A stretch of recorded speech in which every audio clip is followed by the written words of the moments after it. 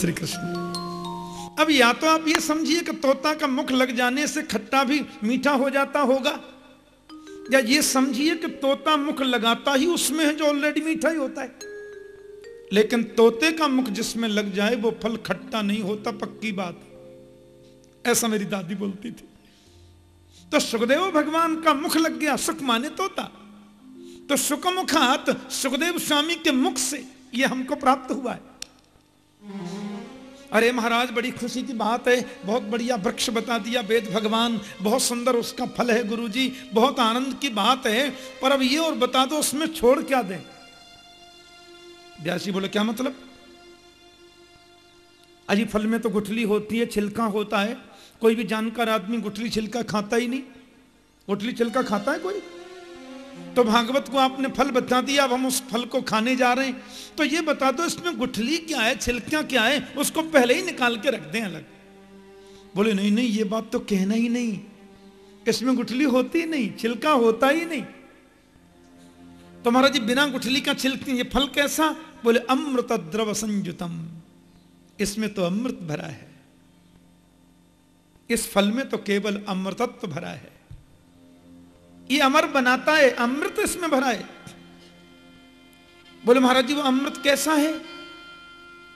अमृत का जरा रूप कैसा है? द्रवो मोक्ष, इसमें मोक्ष रूपी अमृत भरा है।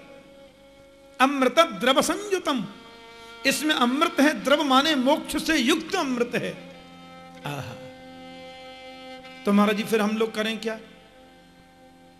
बोले पिबत भागवतम रसमालयम मुहुरहो रसिका भुवि भावुका। अरे भाई इस भागवत रूपी रस को पियो,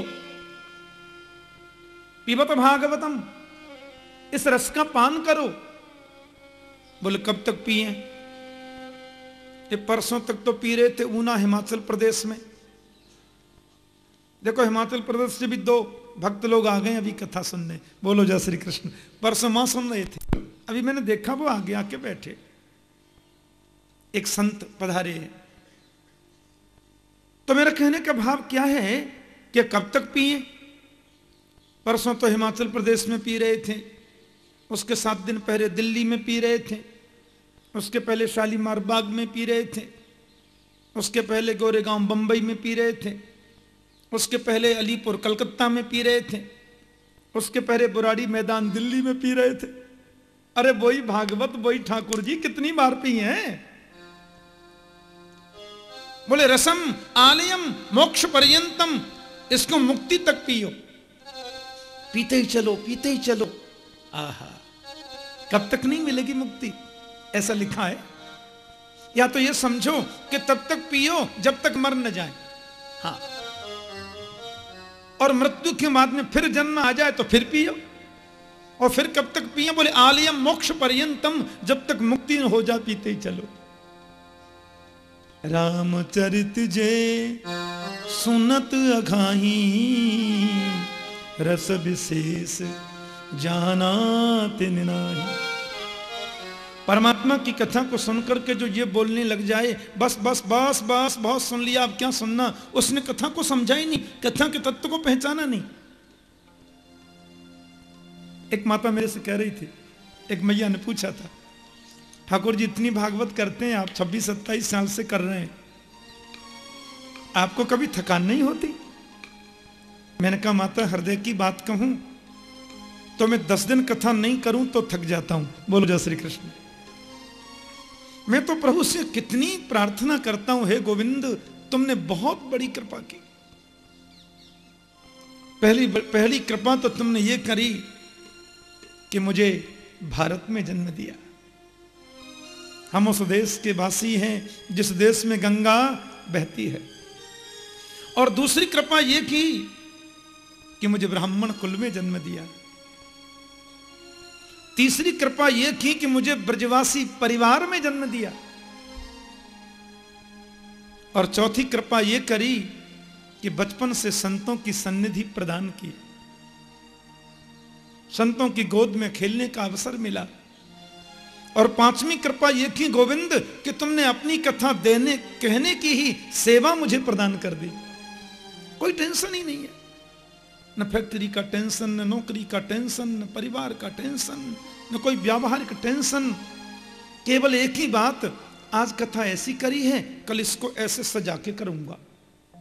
अब ऐसी करी है, कल इसमें और सुंदर संतों के भाव कहूंगा। इसके अलावा दूसरा कोई विचार आने का टाइम ही नहीं रहता। बोलो जय श्री कृष्ण।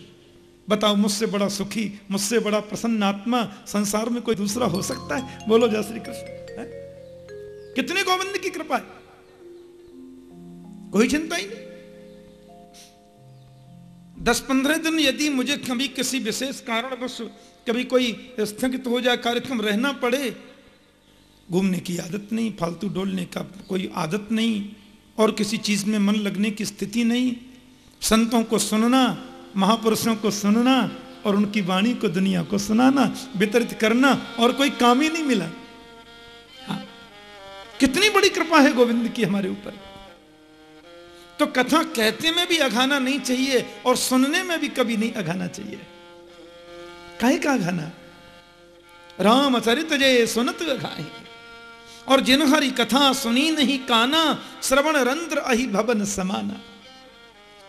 कथा जिन कानों से नहीं सुनी, वो कान तो चूहे के बिल के गड्ढे के समान है।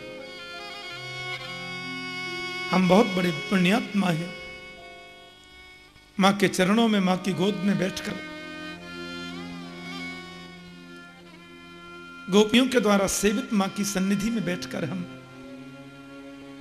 अब इससे बड़ा प्रमाण और क्या होगा कि गोपियों को जिस मां की कृपा से परब्रह्म गोविंद मिल गया, उसके चरणों में बैठकर हम उनकी लीलाओं का अनुगान श्रवण करेंगे तो कभी तो उसको दया आएगी,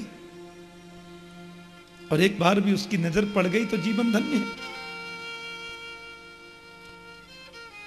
आइए हम लोग प्रसंग पर चले। पवित्र नैमिषारण्य की भूमि, 88,000 ऋषि लोग बैठे हुए हैं। उन ऋषियों की मंडली के मध्य में आदरणीय सूत जी महाराज पधारे हैं।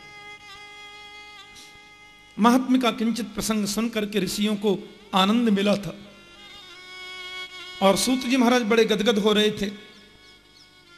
अब उन समस्त ऋषियों ने अपने मन में एक विचार किया।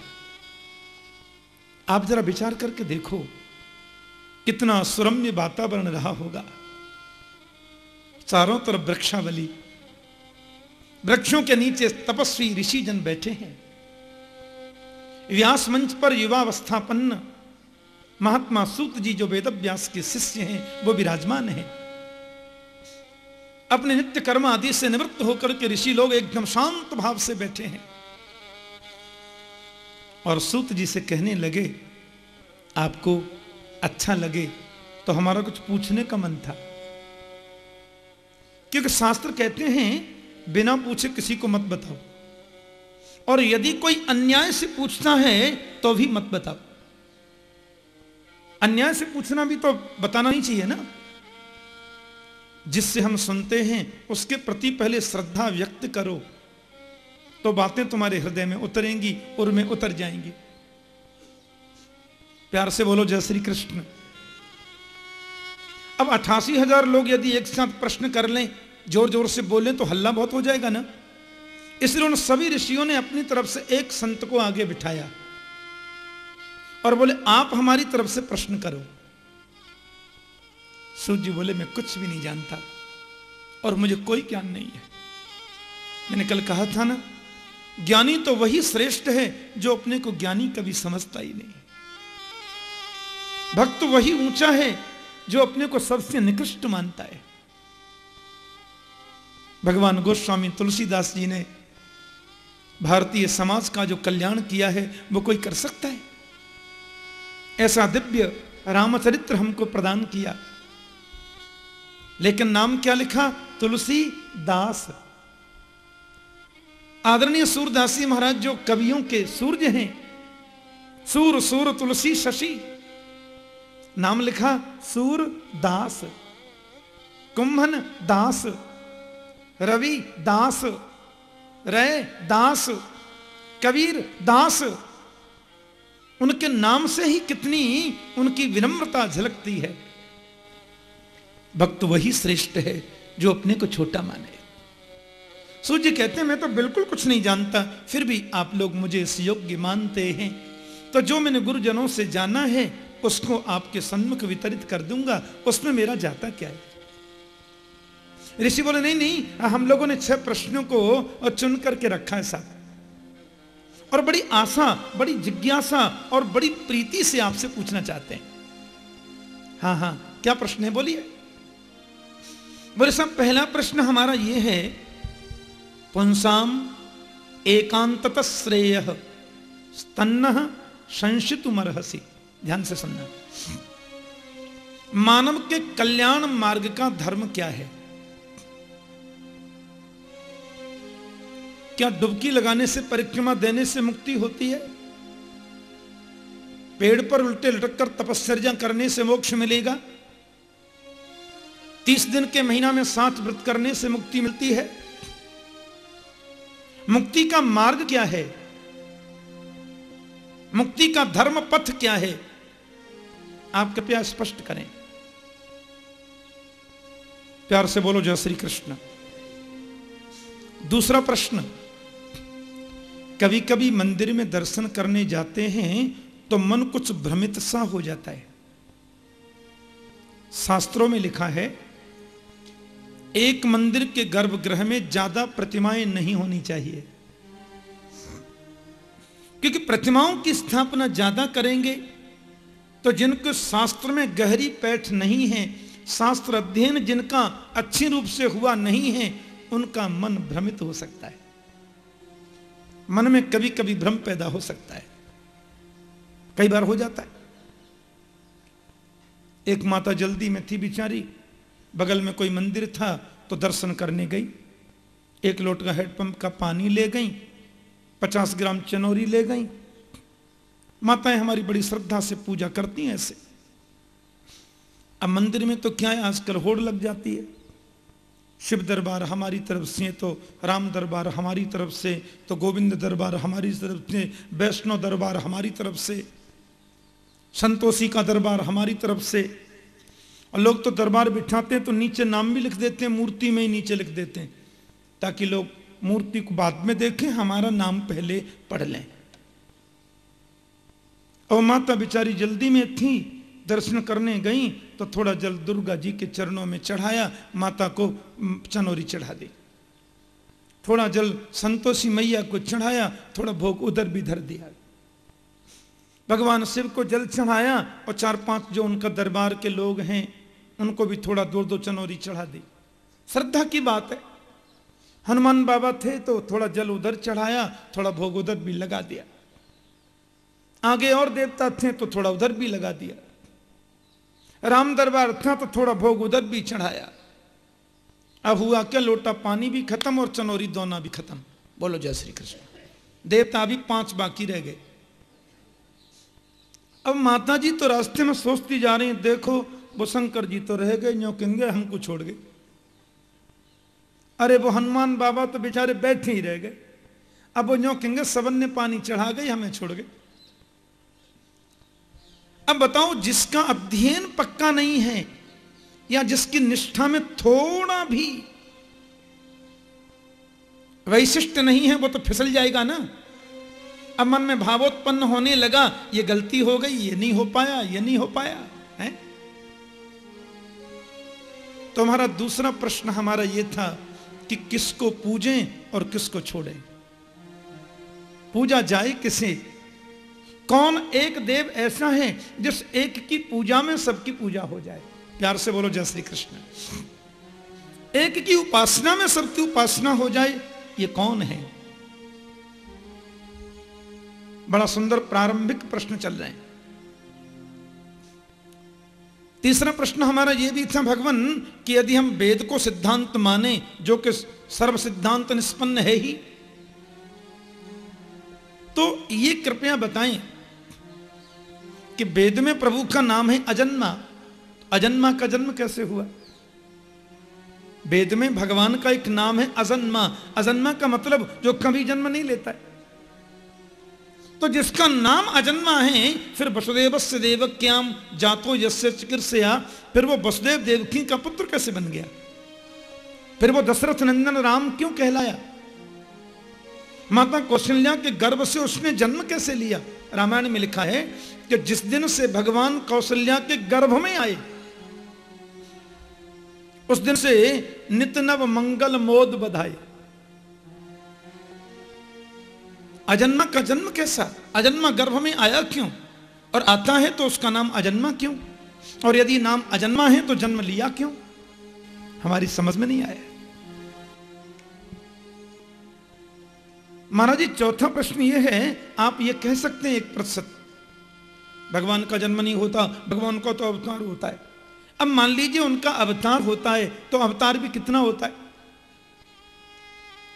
है? कितने अवतार? कोई कहते हैं भगवान के 2 अवतार, कोई बोलते हैं 20 अवतार, कोई बोलते हैं 24 अवतार।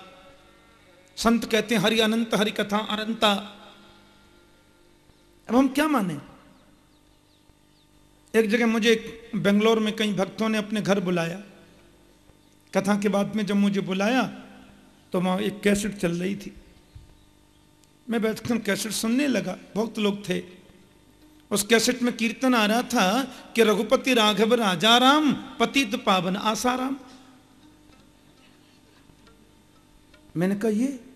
बोले संशोधित कीर्तन है, पहले गलती हो गई थी तुलसीदास जी से, अब इसको सही कर दिया है हमने। बोलो जय श्री कृष्ण। कर लो बा। पतित पावन आसाराम। जहां 2, 4, 5 करोड़ रुपए हुए, 10-20 हजार चेला चेली हुए, भगवान से नीचे तो कोई बनता ही नहीं। कितने भगवान? किसी ने 2-2 फुट के बढ़िया घुंघराले बोखर लिए, वो भगवान। इतना सस्ता बन गया भगवान, इतना सस्ता कर दिया परमात्मा को। और एक बात सुनकर तो हंसते हंसते आप लोटपोट हो जाएंगे। मैं नेपाल कथा करने गया तो पटना एयरपोर्ट से जब मैं उतरा तो मेरा मन हुआ कि यहाँ से नेपाल का रास्ता भी दूर है, तो थोड़ा कोई ग्रंथ ले लूं। तो मैं वहाँ पुस्तक कोई खरीद रहा था, उसमें एक पुस्तक थी लालू चालीसा।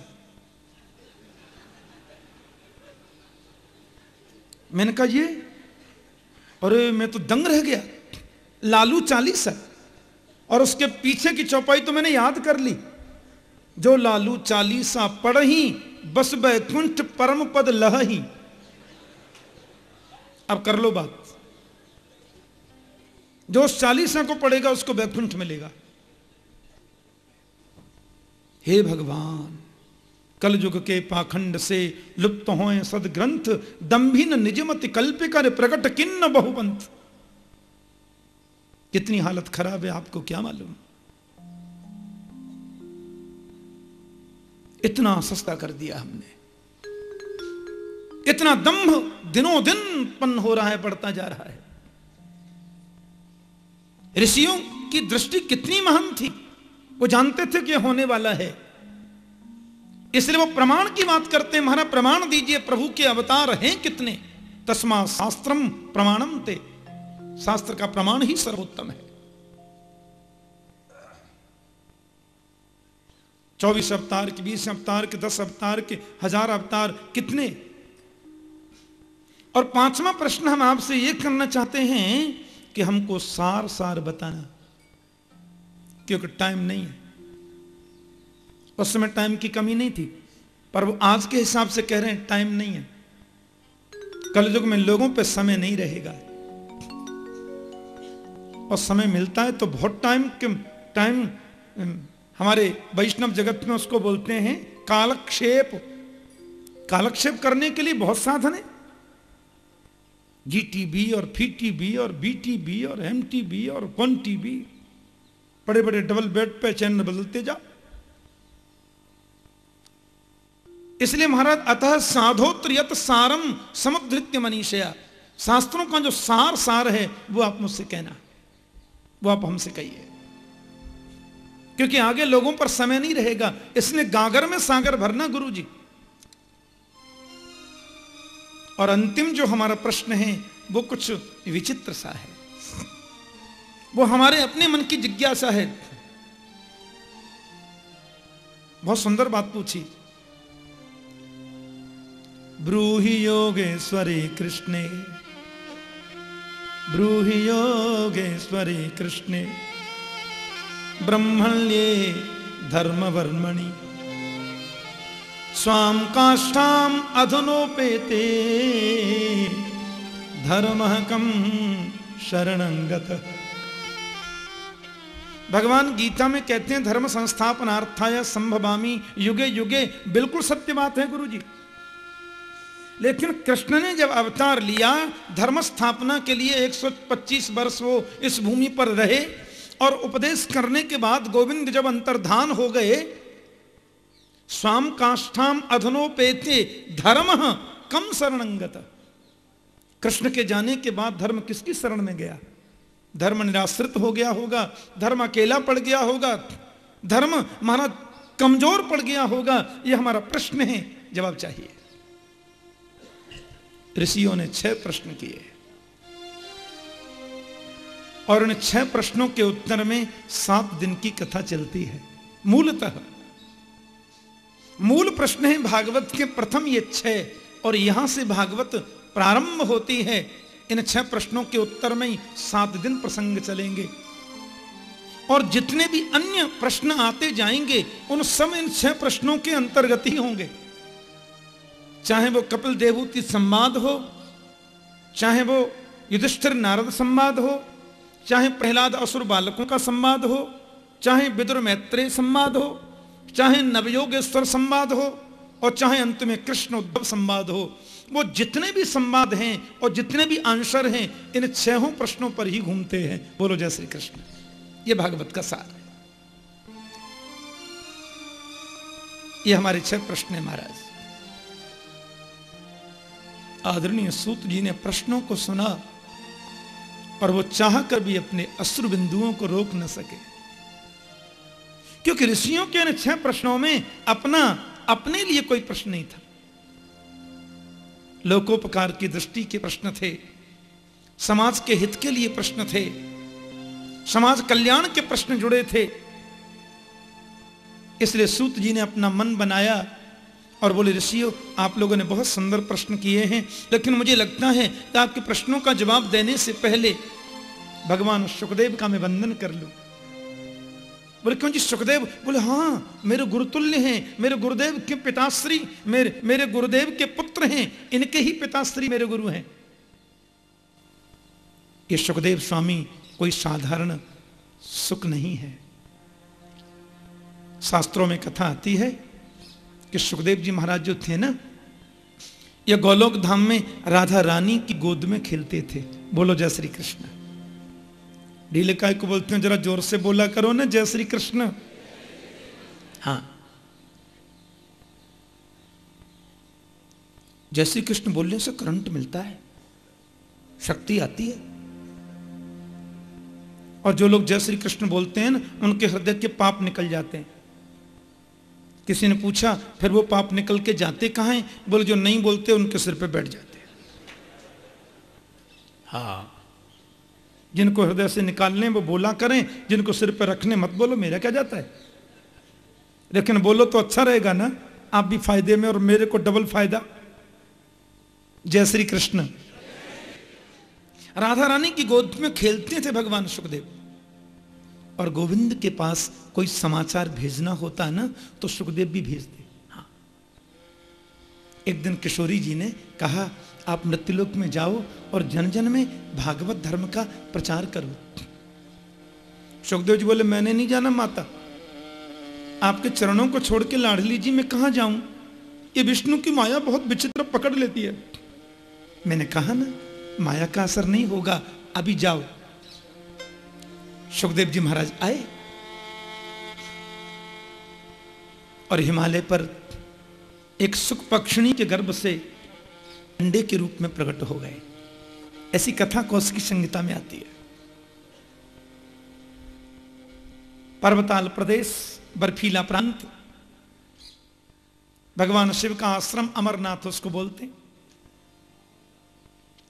अंडे के रूप में पड़े हैं। और परिस्थिति ऐसी बन गई महाराज कि जोर से हवा का झोंका आया, ले जी वो अंडा फूट गया। इनके माता पिता कहीं निकल गए, माता पिता चले गए, अंडे के रूप में प्रकट हैं।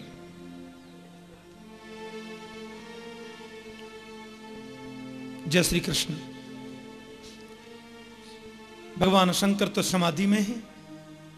एक बात आपसे बोलूं, परमात्मा का जो मन है ना, वो मन ही नारद है। ध्यान से सुनिए और आप बिल्कुल कनेक्शन मेरी तरफ रखिए।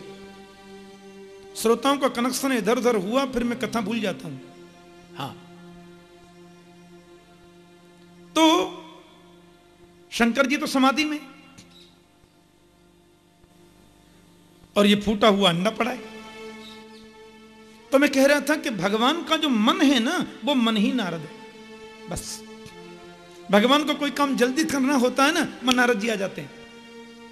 क्योंकि नारम ज्ञानम ददाती थी नारद, जो ज्ञान देते हैं वो नारद है। चाहे वो कैसा ही ज्ञान सही, भौतिक ज्ञान भी, आध्यात्मिक ज्ञान भी, व्यावहारिक ज्ञान भी। नार का मतलब ज्ञान भी होता है और नार का मतलब अज्ञान भी होता है। तो नारम अज्ञानम द्यति खंडयति थी नारद, जो अज्ञान का खंडन करे वो नारद। और हमारे ब्रजवासी तो बहुत बढ़िया अर्थ करें, बोले नारद, जाकी बात भगवान भी रद्द नहीं कर सके, बाई को नाम नारद है। बोलो जय श्री कृष्ण। हाँ, नारद ने जिसके गले में कंठी बांध दी, रिजर्वेशन कंफर्म है। नारद जी ने बोल दिया ध्यान रखना मेरा है। हिम्मत है भगवान की जो ध्यान नहीं रखे, और नेक भूल हो जाए तो भगवान को भी छोड़ते नहीं है। हाँ, बड़ा बड़ा संबंध है दोनों का। तो नारद जी ने सोचा कि सुखदेव भगवान का प्राकट्य होना चाहिए, भागवत धर्म का प्रचार प्रसार होना चाहिए, लेकिन वो प्रचार प्रसार होवे कैसे? कुछ लीला तो मुझे करनी होगी। अब वे तो देखो पधार गए, अमरनाथ क्षेत्र में आ गए। भगवान शिव तो गुफा में है, समाधि में, माता जी आश्रम में हैं, पूजा में। एक और बात बताएं, संत जो होते हैं ना वो सबको मां बोलते हैं। हाँ, और बंगला भाषा में तो हर महिला को मां ही कहा जाता है, बेटी को भी मां कहते हैं। बंगला में पुत्री भी मां होती है, मां गो ऐसा बोलेंगे। बड़ी मीठी है बंगला भाषा, इतना भाव आपसे क्या बताएं। हर को मां बोलते हैं। और संतों की भाषा होती है, कोई बेटी के समान भी होगी तो संत उसको मां बोलते हैं, संतों की आदत है। अब पार्वती जी नारद जी को मानती हैं गुरु जी, क्योंकि नारद जी नहीं, उनका विवाह भगवान शिव से कराए लीला में, वैसे तो जगदम्बा है। और नारद जी मानते हैं पार्वती जी को माता जी, वो है ही माता, वो तो जगदम्बा पराम्बा है। लेकिन भाव देखें आप, वो उनको गुरु समान मानती हैं और वो उनको माता समान मानते हैं। प्यार से बोलो जय श्री कृष्ण। नारद जी को देखकर के माता बड़ी प्रसन्न हो गई। आइए आइए पधारिए, आपने बहुत कृपा की। आनंदित हो गए, आह्लादित हो गए।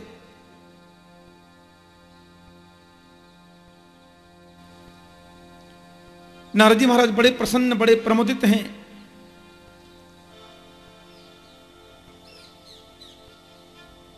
बहुत दिन के बाद में आए, आप क्यों नहीं आते आजकल?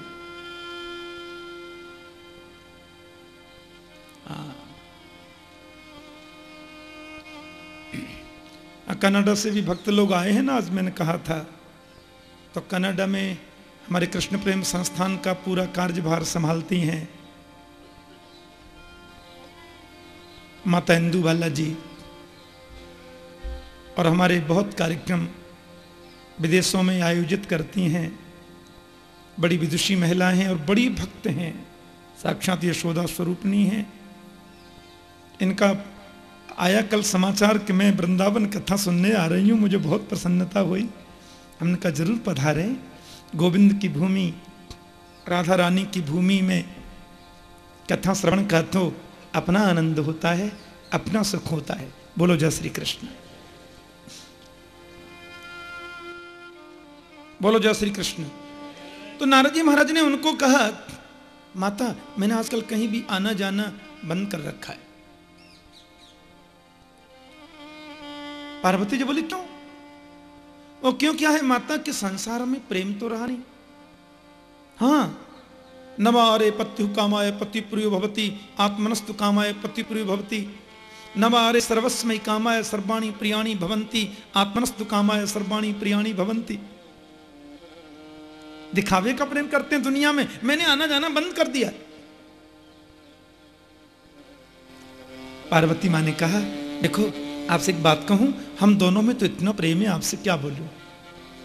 माता, प्रेम जहां होता है ना, वहां कुछ भी छुपाया नहीं जाता, कुछ भी छुपाने का भाव नहीं रहता प्रेम में। मेरे पतिदेव भगवान शिव तो इतना स्नेह करते हैं। अब देखो गुरु मंत्र जो कान में मिलता है ना, वो मंत्र कभी किसी को बताना नहीं चाहिए, ऐसा नियम। लेकिन मेरे पति ने सबसे पहले मुझे बता दिया, मुझे गुरु मंत्र ये मिला है। समाधि में मंत्र जो जाप अपन करते हैं, जिस मंत्र का जाप हम करते हैं गुरु मंत्र, वो मंत्र किसी को नहीं बताना चाहिए, रोज बता देते। और समाधि में भगवान की जिस झांकी का हम दर्शन करते हैं, है ना, सबसे पहले मेरे पतिदेव मुझे बताते हैं आज मैंने राम दर्शन किया, आज मैंने वामन भगवान का दर्शन किया।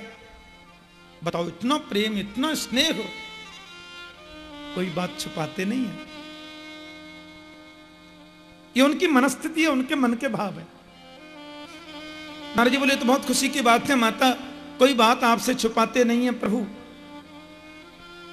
तब तो उन्होंने आपको यह भी जरूर बताया होगा कि उनके गले में जो मुंडों की माला है उसमें किसके मुंड लगे, बताया आपको? पार्वती माता बोली प्रेम तो मुझे बहुत करते हैं, लेकिन ये तो कभी नहीं बताया कि मुंडों की माला में किसके मुंड लगे। नारद जी बोले तो प्रेम क्या खा करते हैं आपसे? बोलो जय श्री कृष्ण। राम राम राम राम 24 घंटे जिस माला को धारण करके रखते हैं उसमें किसके मुंड लगे ये बताया नहीं।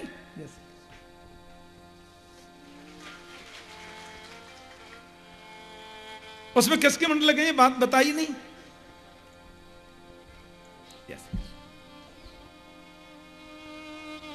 अच्छा माता जी, अब ऐसा है कि मैं तो चल दिया, आप जाने और आपका काम जाने। हाँ,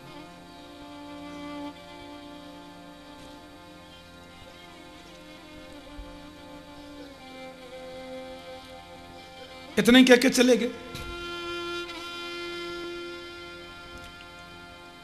इस बार कनाडा में बहुत अच्छे कार्यक्रम, मेरे 4-5 कार्यक्रम थे। माता इंदु बाला जी ने उसको ऑर्गेनाइज किया। हिंदू महासभा का जो ऑडिटोरियम में, उसमें हिंदू प्रार्थना समाज की ओर से, लक्ष्मी नारायण संस्थान की ओर से, और मैं आपको बता करके प्रसन्न होऊंगा, इतने लोगों को सनातन के प्रति इन्होंने जोड़ा है। और मुझे ऐसा लगता है कि 20-25 व्यक्ति इतना काम अकेले नहीं कर सकते जितना ये माता अकेला कर लेती है। बोलो जय श्री कृष्ण। कथा में, सत्संग में, संतों में कितनी रुचि, कितनी श्रद्धा। विदेशों में रहने वाले हमारे प्रवासी हिंदू भाई किस श्रद्धा से वहां कथा का श्रवण करते हैं। इतने आनंद की अनुभूति होती है। छोटे छोटे बच्चे, बिल्कुल युवा वर्ग, व्यापारी वर्ग। और मैं जब उधर से आता हूं विदेश से भारत की ओर, मुझे विमानतल पर जो लोग विदा करने आते हैं तो इस कदर उनकी श्रद्धा रहती है कि अपने आंसुओं को हम लोग भी रोक नहीं पाते। और मुझे इन्होंने बताया कि आप जब चले जाते हैं भारत में तो यहाँ हमारा 5-7 महीने तो यहाँ बर्फ पड़ती है। अमेरिका में, कनाडा में बर्फ ही बर्फ रहती है। बस हमारे लिए तो ये गर्मी के दिन जो है 3-4 महीना सत्संग सुनने को मिलता है, भागवत कथा सुनने को मिलती है। और बोले फिर हम उन्हीं दिनों की प्रतीक्षा में रत रहते हैं। भगवान की कृपा से ऐसे सद्भाव, ऐसे सद्विचार जीवन में आते हैं। माता पार्वती से बोल गए नारद जी अब आप जाने और माता मेरे को क्या। और जाते जाते शंकर जी की बगल में होकर के भगवान शिव ने तो सोचा, शंकर जी ने सोचा मेरे घर से नारद जी निकल के आ रहे हैं, जरूर ये कोई न कोई नया सूचना देके आए होंगे। बोलो जय श्री कृष्ण। है और जाते जाते नारद जी इशारे से बोल भी गए, बाबा माता जी आपको याद कर रही हैं, थोड़ा जल्दी पधारिएगा। बोल गए। भगवान शंकर ने कहा आप घर होके आए हैं तो वो जरूर याद कर रही होंगी। देवी आप बड़ी उदास लगती हैं। माता जी बोली बात मत करो, ऊपर से भी काले और अंदर से भी काले। शिव जी बोले आप कैसे बोलती हैं देवी, एक भी बात जीवन की हमने आपसे कभी छुपाई नहीं, और आप हमको, काला तो वो होता है जो कपटी होता है। पार्वती मां बोली ये तो अच्छा हुआ संत नारद जी का मेरी आंखें खोल गए। अरे देवी वो ज्यादा ही खोल गए आंखें। बोलो जय श्री कृष्ण। माता जी ने कहा मुंडों की माला आप गले में धारण करके रखते हैं, ये बात आज तक मुझे क्यों नहीं बताई। भगवान शिव ने कहा देवी आपके अनंत रूप हैं, मेरी शक्ति तो आप ही हैं, आपके बिना तो कुछ भी नहीं है। और मुझे प्रसन्न करने के लिए, पूरे समाज में प्रसन्नता लाने के लिए आप अनंत रूप लेती हैं। और जब जब आप अपने देह का परित्याग करती हैं, देह परिवर्तन करती हैं, आपकी स्मृति के लिए वो मैं गले में धारण करके रखता हूं। माता ने कहा ये सब हुआ कैसे। शंकर बोले सब अमर कथा का फल है, मैंने भागवतामृत का पान किया है देवी। पराम्बा ने कहा वो अमृत रस तो मैं भी पीना चाहती हूं। भगवान शिव उनको अमृत रस पिलाने लगे। पीछे पड़ा जो फूटा अंडा है ना, वो उस अमृत रस के पान करते करते देखो साबुत हो गया, उसमें जीव प्रादुर्भूत हो गया, जीव का प्रादुर्भाव हो गया। भगवान शिव ने देखा इसने पीछे बैठकर ऐसे भागवतामृत का पान किया जो कथा नियम के विरुद्ध है। वे थोड़ा लीला के लिए दौड़े, उड़ता हुआ पक्षी आया और वो अमरनाथ से सीधे बद्रीनाथ की ओर आया। वहीं पास में भगवान श्री वेदव्यास का आश्रम, उनकी पत्नी महारानी विटिका, उनको थोड़ी उबासी आई और उड़ता हुआ पक्षी अपने बचाव में उनके मुख में होकर गर्भ में चला गया। वही भगवान सुखदेव है। और 12 वर्षों तक मातृ गर्भ में उन्होंने समाधि लगाई। प्यार से बोलो जय श्री कृष्ण। 12 वर्षों तक समाधि लगा के रहे। एक बात कहूं, मन जिसका वश में है, मन को निगृहीत जिसने कर लिया, वो कहीं भी रह करके उस स्थान को पावन बना लेता है। और जिसका मन वश में नहीं है ना, वो जंगल में जाने के बाद भी गड़बड़ किए बिना नहीं रह सकता। तो करे। सुखदेव स्वामी ने तो गर्भ में ही मंदिर रूप बनाया और समाधि में बैठ गए। माता ने एक बार कहा क्योंकि मुझे ऐसे लगता है मेरे गर्भ से कुछ मंत्रों की ध्वनि प्रस्फुटित हो रही है। व्यास ने कहा देवी आपके गर्भ में तो कोई महापुरुष ज्ञानी संत है, पर क्यों जी बाहर आने का नाम क्यों नहीं लेता। बेटा बाहर पधारें, आपकी मातोश्री को बड़ा क्लेश होता है। सुखदेव जी बोले मैंने नहीं आना बाहर, वो विष्णु की माया पकड़ लेती है। मैं वचन देता हूं विष्णु की माया का असर तुम पर नहीं होगा, क्योंकि दैवी है सा गुणमयी मम माया दुरज्ञया कि मावे बजे प्रपद्यन्ते माया में ताम तरन्ते ते। ये माया बड़ी गुणमयी है, जो मेरे प्रपद्यमान होते हैं वो माया से पार पा सकते हैं। और मायापति परमात्मा नारायण आकर वचन दे दें कि मेरी माया का असर न होगा तो मैं आ सकता हूं। प्यार से बोलो जय श्री कृष्ण।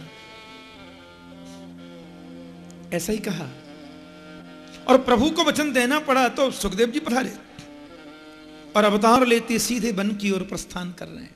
सूत जी अपनी स्तुति में बिल्कुल उसी झांकी का वर्णन कर रहे हैं कि हम प्रव्रजं तमनुपेतम अपेत कृत्यम द्वैपायनो विरह कातर जुहाव पुत्रेति तन्मयतया तरवो विनेदु तम सर्वभूतहृदयं मुनिमानतोऽस्मि। जन्म लेकर ही संन्यास लेकर जो सीधे वन की ओर प्रस्थान कर रहे हैं, और संन्यास्त का अत्यंतम संन्यास लेकर वन की ओर जाते हुए भगवान शुकदेव को वेदव्यास ने देखा। पुत्र पुत्र कहकर पीछे चले, वृक्षों ने जवाब दिया, व्यास जी लौटा करके न ला सके। ऐसे सर्वभूत हृदय भगवान शुकदेव के चरणों में हम प्रणाम करते हैं, हम उनको वंदन करते हैं। महर्षि वेदव्यास, देवी सरस्वती, भगवान गणपति, नर नारायण को प्रणाम करके ऋषियों, मैं आपके प्रश्नों का उत्तर देना चाहता हूं। लेकिन मुझे लगता है कि हम उनके 6 प्रश्नों का उत्तर सुनने से पहले गोविंद की पावन क्रीड़ा स्थली वृंदावन में बैठे हैं। सवेरे का सुंदर समय है, बसंत की ऋतु चल रही है, आपने चदरिया ओढ़ रखी है। ऐसे मौसम में तो श्रीमती निद्रा जी थोड़ा बहुत धीरे धीरे आक्रमण करती ही हैं, और व्यासमंच के सन्मुख भागवत मंडप में तो उनका असर भगवत कृपा से होता ही रहता है। बोलो जय श्री कृष्ण। तो मुझे लगता है कि 2 मिनट थोड़ा हम फ्रेश हो जाएं, कीर्तन करके आ रही होंगी तो वो चली तो भी जाएंगी। राधे राधे गाए जा, कृष्ण को मनाए जा, राधे राधे गाए जा, कृष्ण को मनाए जा। श्री राधे राधे गाए जा, कृष्ण को मनाए जा, राधे राधे गाए जा, कृष्ण को मनाए जा। राधे राधे गाए जा, कृष्ण को रिझाए जा, राधे राधे गाए जा, सब गाइए, कृष्ण को रिझाए। राधे राधे गाए जा, गोपाल को मनाए जा, राधे राधे गाए जा, गोपाल को मनाए जा। राधे राधे गाए जा, गोपाल को मनाए जा, राधे राधे गाए जा, गोपाल को मनाए जा। राधे राधे गाए जा, कृष्ण को रिझाए जा, राधे राधे गाए जा, सब गाइए, कृष्ण को रिझाए जा। राधे राधे गाए जा, कृष्ण को रिझाए जा, राधे राधे गाए जा, कृष्ण को रिझाए। राधे राधे गाए, गिरिराज को मनाए जा, राधे राधे गाए जा, गिरिराज को मनाए जा।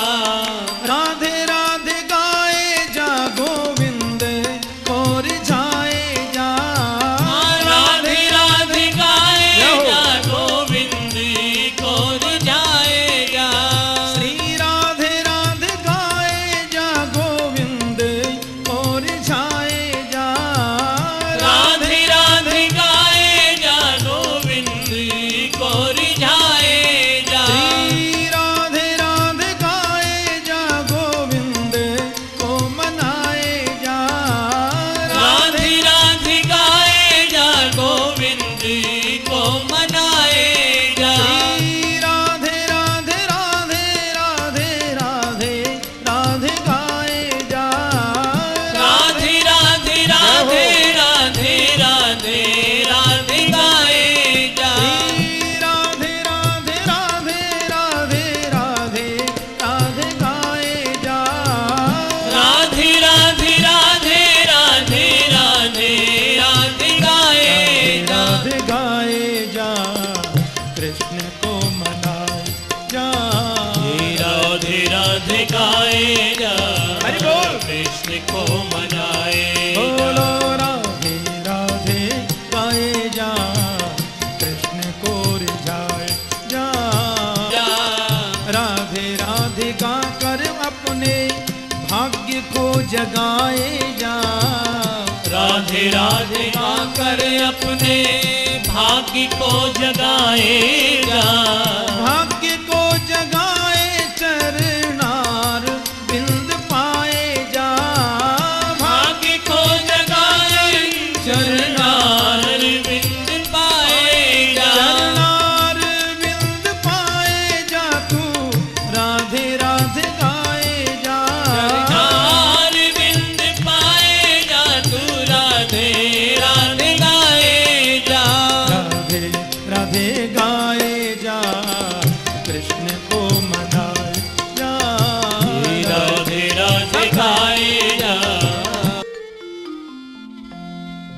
पुंसाम परो धर्मो।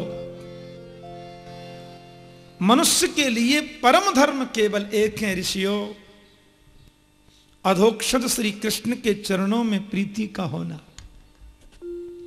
अधोक्षज कन्हैया के चरणों में विशुद्ध रति का होना।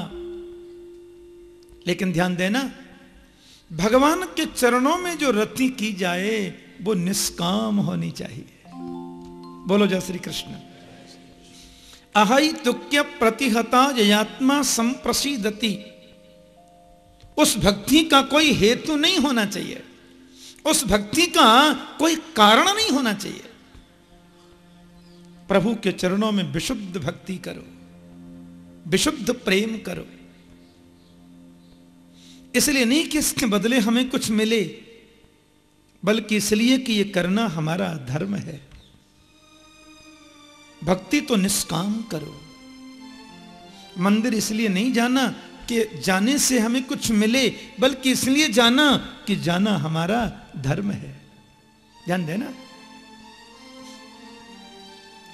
और एक बात आपसे बड़े स्पष्ट शब्दों में कह दूं, भक्ति के बदले मांगना तो कुछ चाहिए ही नहीं। यदि हम मांगते हैं तो भक्ति करते ही नहीं है, ध्यान देना। और भगवान से भक्ति के बदले कुछ मांगते हैं तो हम बहुत बड़ा धोखा कर रहे हैं, धोखे में रह रहे हैं। क्योंकि मांगोगे तो सिर्फ वही मिलेगा जो तुमने मांगा है, और नहीं मांगोगे तो वो मिलेगा जो तुमने सोचा भी नहीं था। हाँ, हम क्या मांग सकते हैं? सुख संपत्ति घर आवे, कष्ट मिटे तन का, इससे ऊपर हमारी पहुंच है ही नहीं। और क्या मांग सकते हैं हम? ज्यादा मांगोगे 10-5 करोड़ रुपए मांग लोगे, 10-20-50 लाख 1000 करोड़ रुपए मांग लोगे, और ज्यादा नहीं तो 200-400-500 क्विंटल सोना मांग लोगे, और ज्यादा मांगोगे तो राष्ट्राध्यक्ष होना मांग लोगे, सारी दुनिया का मालिक होना मांग लोगे, और ऊंचा हम कुछ मांग ही नहीं सकते। लेकिन मांगोगे तो सिर्फ उतना मिलेगा जितना तुमने मांगा है, और नहीं मांगोगे तो वो मिलेगा जो तुमने सोचा भी नहीं था।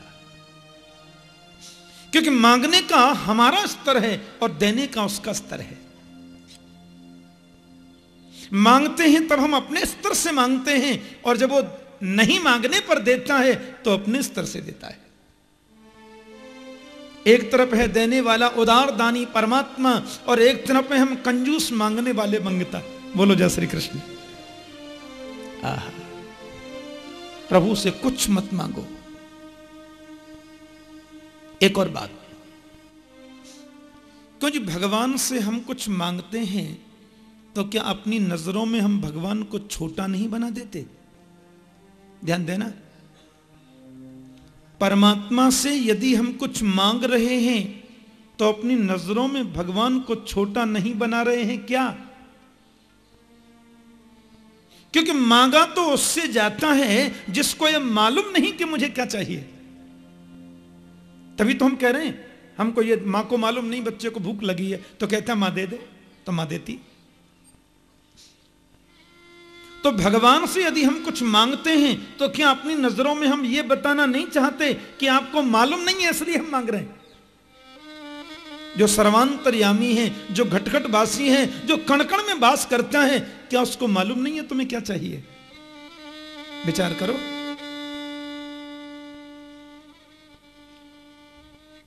और जब उसको मालूम है कि मुझे क्या चाहिए, क्योंकि वो अंदर ही बैठा है, तो उससे मांग करके अपनी नजरों में हम उसको छोटा क्यों बनाते हैं? एक और बात, भगवान से कभी कुछ न मांगोगे तो फायदे में रहोगे। मांगना तो धोखा है, ध्यान देना। क्योंकि वो सब जानता है, और हम जब मांगते हैं तो हंसता है, कितना पागल है, मुझसे मांग रहा है जैसे कि मुझे मालूम नहीं। दक्षिण में एक संत हुए, बड़े अच्छे कवि, वो राम जी के सामने बैठे थे, भक्ति कर रहे थे। भक्ति करते करते क्या मांगा कि मैं अगर मांगू तुझे पर तुम न देना कुछ मुझे,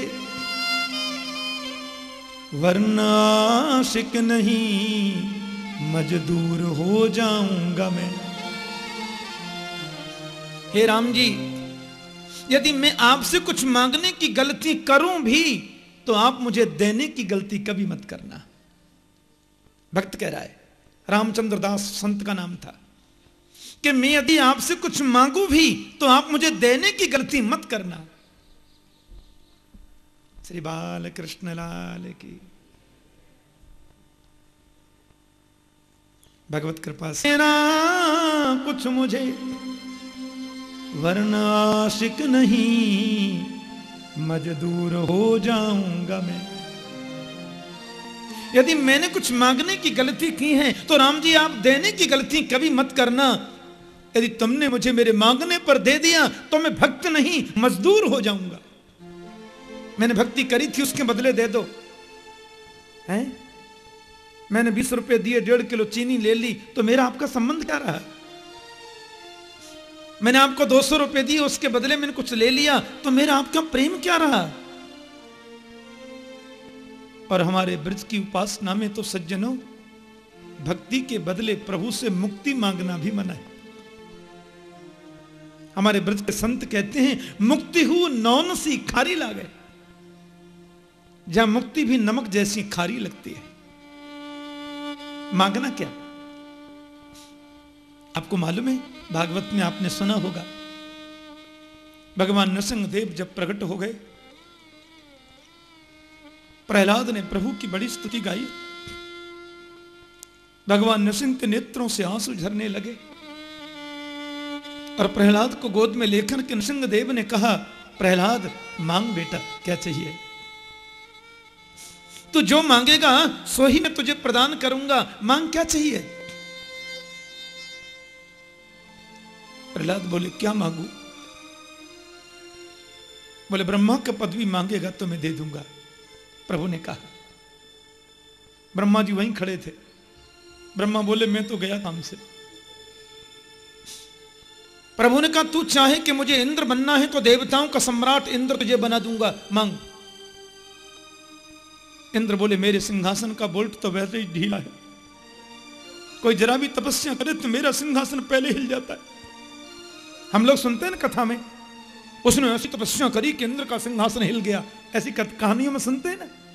इंद्र बोले, मेरा सिंहासन तो जरा सी बात में हिल जाता है, ले ले भैया, तू ही ले लेना। और भगवान दे देंगे, कौन बड़ी बात है। भगवान ने कहा, ब्रह्मा बनना चाहेगा तो बना देंगे, इंद्र बनना चाहेगा तो बना देंगे, जो पदवी तुझे चाहिए मांग। प्रहलाद बोले, क्या मांगू? प्रभु ने कहा, बिना संकोच के मांग ले पुत्र, वही दूंगा। देवता थर-थर कांपने, किसकी गद्दी खतरे में पड़े कुछ मालूम नहीं। भगवान सुप्रीम पावर किसी को ब्रह्मा से क्या, सुनो आप हट जाइए, आपसे प्रहलाद बनेगा ब्रह्मा। 1 मिनट ही तो लगता है। वो जिसको चाहे ब्रह्मा बना दे, जिसको चाहे चेंटी बना दे, उसके लिए कोई बड़ी बात नहीं है। वो सुप्रीम पावर, प्रहलाद सामने खड़ा है, भगवान कहते मांग ले। और संकोच नहीं करना, और मेरे सामने डरना भी नहीं किसी से। बोल क्या चाहिए? स्वर्ग चाहिए, वैकुंठ चाहिए, मुक्ति चाहिए, वैभव चाहिए, त्रिलोकी का साम्राज्य चाहिए, ब्रह्मांड का मालिक बनना है, ब्रह्मा की पदवी चाहिए, जो चाहिए मांग। प्रहलाद की आंखों में आंसू आ गए। भगवान बोले, मांगना बेटा। प्रहलाद बोला, जो मांगूंगा सो दोगे। प्रभु ने कहा, देंगे। प्रहलाद ने कहा, तो 3 वचन भर दो, लाओ। गोविंद ने कहा, विश्वास नहीं होता? विश्वास है तभी तो कह रहा हूं।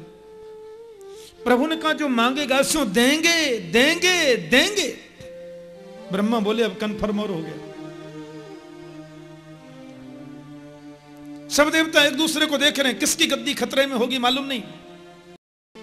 प्रभु ने कहा, बोल क्या चाहिए?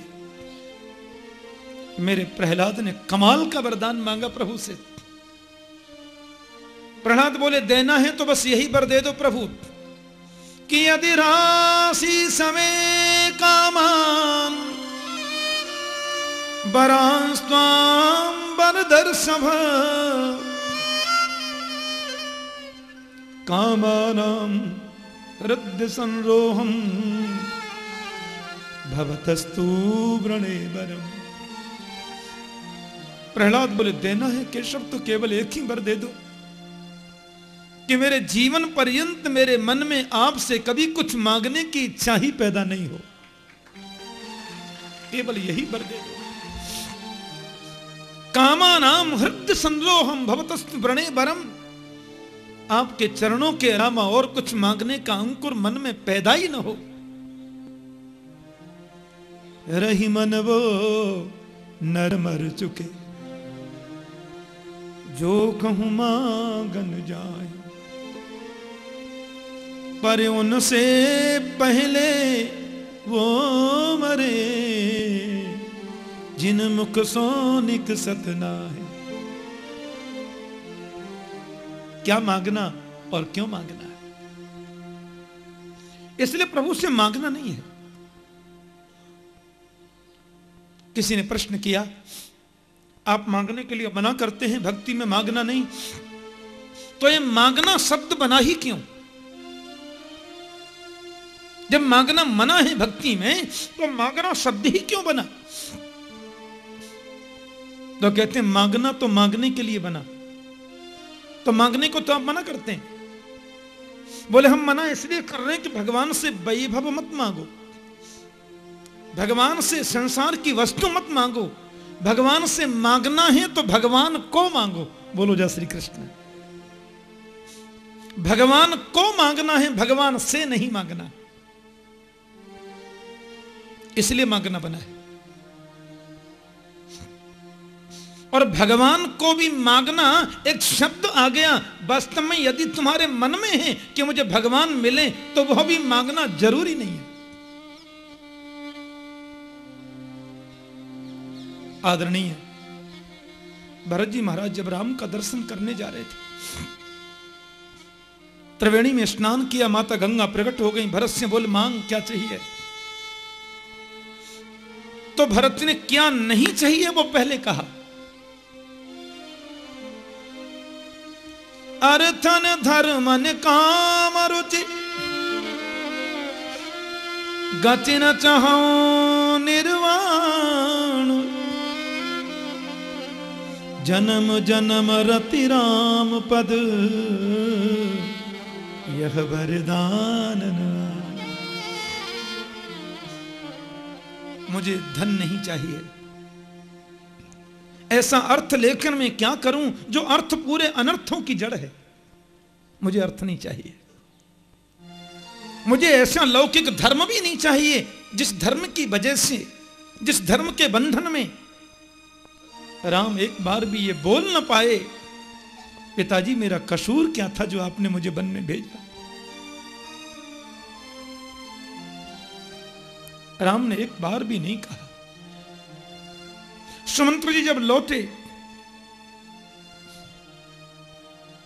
तो भरत ने, दशरथ जी ने पूछा, राम ने कुछ कहा? बोले एक बार भी नहीं कहा कि मेरा कसूर क्या था। ऐसा धर्म मुझे नहीं चाहिए। ऐसे काम की आकांक्षा भी मैं नहीं करता जिस काम ने पिता की बुद्धि को विकृत कर दिया और राम जैसे पुत्र को भी बन जाने से रोक न सके। ये कामा शक्ति मुझे नहीं चाहिए। मुझे ऐसा मोक्ष भी नहीं चाहिए जो मुक्ति राम के चरणों से दूर करती हो। तो क्या चाहिए? बोले जन्म जन्म रति राम पद, जन्म जन्मांतर तक राम के चरणों की रति मुझे, जन्म जन्मांतर तक राम के चरणों की प्राप्ति मुझे हो। मुझे तो मेरे राम से मिला दो बस। प्रभु से भी मांगना है तो प्रभु को मांगो, राम से मांगना है तो राम को मांगो। दुनिया क्या मांगना है?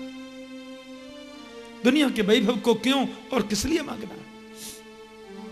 इसलिए आदरणीय सूत जी महाराज कहते हैं, सबई पुंसाम परो धर्मो यतो भक्ति रधोक्षजे अहि तुक्य प्रतिहता ये आत्मा संप्रसीदते। ये जीवन का परम धर्म है अधोक्षज कृष्ण के चरणों में रति का होना। और वो रति अहित क्यों होनी चाहिए? निष्काम होनी चाहिए, तो ही सर्वोत्तम है, तो ही उसका फल है। एक और बात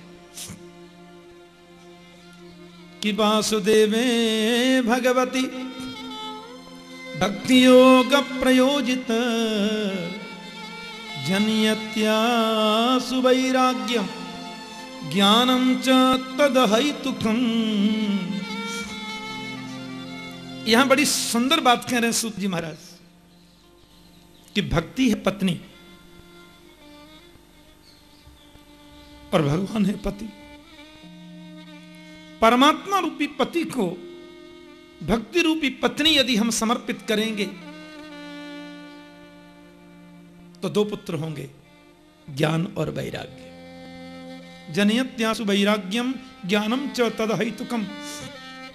ज्ञान और वैराग्य दो अद्भुत पुत्रों की प्राप्ति हो जाएगी, हमारे जीवन में वो प्रस्फुटित होंगे। भक्तिरुत्पद्यते पुंसाम शोक मोह भयापहा। इसलिए गोविंद के चरणों में भक्ति प्रदान करो और वो बिल्कुल निष्काम होनी चाहिए। ध्यान से सुनना।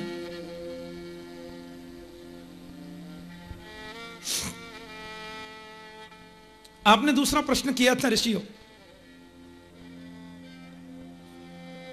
किसको पूजें और किसको छोड़ें। उसमें निवेदन मेरा इतना ही था कि निंदा कभी किसी की मत करो, पर निष्ठा हमेशा एक में रखो। निंदा किसी की नहीं, निष्ठा एक में। एक